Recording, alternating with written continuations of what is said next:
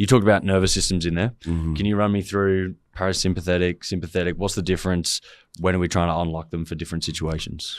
Well, for those, I believe that most people understand that we have a nervous system, right? We've got a central nervous system, we've got an autonomic nervous system, and within our autonomic nervous system, the term autonomic kind of implies that it happens automatically, which it does. The thing about the breath is it's part of the autonomic nervous system. However, we can utilize our breath to be able to shift our state. And when we think about sympathetic, we're thinking fight or flight. Our trauma responses, when we think in parasympathetic, we're thinking rest and digest.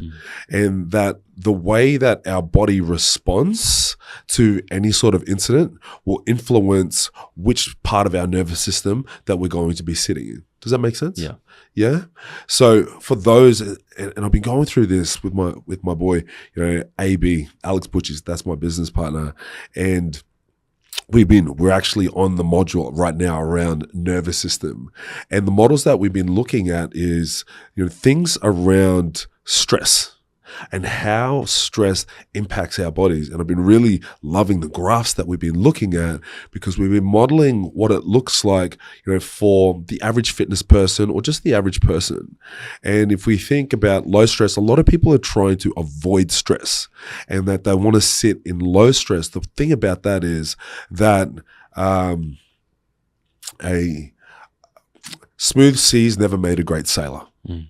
So if you're sitting in low to no stress, as great as it sounds, it doesn't actually make you more resilient. There's literally no stress there, right? But if we're sitting in high stress, it's no better, right? You're only like moments away from flipping out, but also there's also no high heart rate variability here. There's no up, there's no down. Yeah.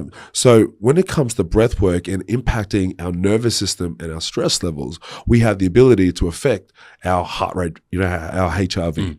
And also to be able to switch between our nervous system, between parasympathetic and sympathetic nervous system. When we connect our breath into it, our breath has the ability that when we exhale, the real key is in the values in the exhale. So when we talk about taking a breath, everyone thinks, well, we'll take a deep breath. Most people are thinking they go, and they'll suck their belly in straight away, right? If you think about blowing into a balloon, when you blow into a balloon, when you breathe into it, does it inflate or deflate the balloon? Inflate. It inflates it, right? So that's what should happen with our bodies. When we breathe into our bodies should expand. When we exhale, we allow ourselves to tap into that parasympathetic nervous system. And this is the thing that I love about breath work. It has the ability to influence your nervous system in a really effective and simple way. And the other thing is it's yours. It's free. But it's a thing that I think that most people don't realize that they can tap into. Yeah. Is that making sense? Yeah, definitely. Yeah? I think it was like powerful guy I talked to a couple of weeks ago was talking about I don't think people understand just how important the breath is. Yeah. It was you can survive X days without food, X time without water, Yes. without air, without oxygen. Yeah. Not very long at all. Yeah, I think the record is 5 to 7 minutes or something like that. Yeah. Most people struggle on a 10-second breath retention. 30 seconds, most people are looking to tap out. But the stronger we build a relationship with our breath in our body, the longer we're able to stretch that.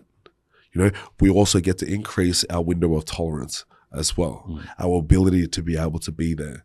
And how that impacts our lives is it allows us to be in our lives regardless of how much stress is going on. And you get to take it just for what it is, not for more than it is, or not for less than it is. So you're not becoming complacent, but you're not becoming overactive as well. You're just present. And I guess that's something that most people are lacking in today's society. Yeah. And I guess when we talk about being able to be in the sympathetic or the parasympathetic nervous system, the intention, as we spoke about high and low stress, the intention isn't to just be sitting in your parasympathetic nervous system all the time. As we spoke about, smooth seas. Dysregulating the nervous system is important. However, if you have no control of your breath in your body can become dysregulated quite often or just live in a dysregulated state. Like we spoke before about high stress. So putting yourself into stressful situations is a valuable thing. dysregulating your nervous system purposely is a really valuable thing, which is something that I do with a lot of my guys all the time, putting them into dysregulation and then teaching them how to regulate from that place. Yeah. I guess there's a few things in there that I've kind of taken as well. It was like, so, maybe for some people that are not quite understanding the importance of not just being like low stress all the time, it's like, well, if you're in the gym and you're doing a really easy weight all the time, your muscles won't grow. Similar sort of state. But if you're in a high level of stress and you're like overloading, you're going to failure on every single set, you're training 7 days a week for 2 hours, well, you're not recovering. And so it's finding that balance in there.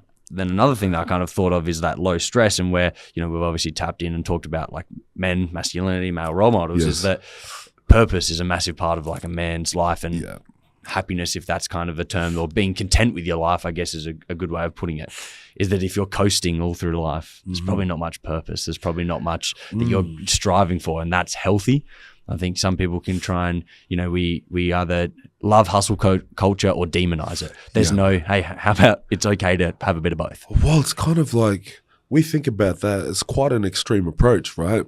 We're either chilling or we're stressed out, right? We're going hustling, grinding. What about this space in between? Right? Life isn't so black and white. There's so much color in between this. And like your life is your canvas. How do you want to paint? What kind of pictures do you want to create? How would you choose and like to express your life? How would you like to experience your life? Head over to Jordan Checker Podcast to get the full exclusive experience.